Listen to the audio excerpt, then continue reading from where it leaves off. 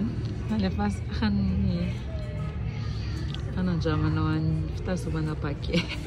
Tsara otrako misy tadidiko ilay izy. Tsy tadidiko ilay.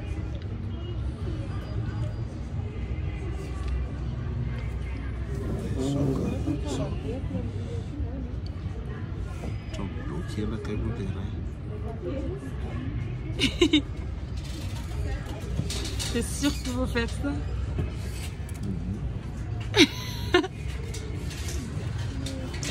Ça y est.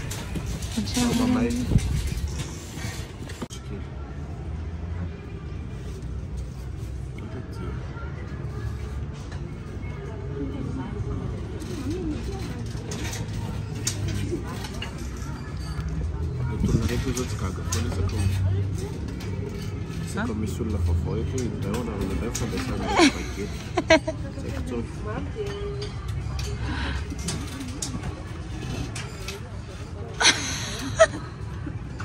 Au, mete. Voilà, nana, tena tsaiky mihitsy nampoziny tanana na tsaiky. Misy raha bloquena dia misy raha fotsiny hoe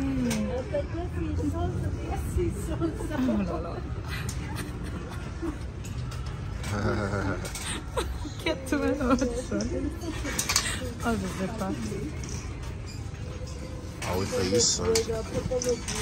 Ah, tsara. Amizay koa tsy lany rapide ilay izy. Tsara izy. Tsara tsy mahay.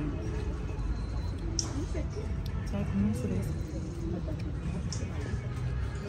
Ça zany le nandehanana tao te andraman'ny ramen no tena tanjona. Fa après quelle surprise tena tsisy couvert hoe pochette fa tsy maintsy mianatra koa dia asa hoe ahay ve mandra-pahalalana. Ika. Ok.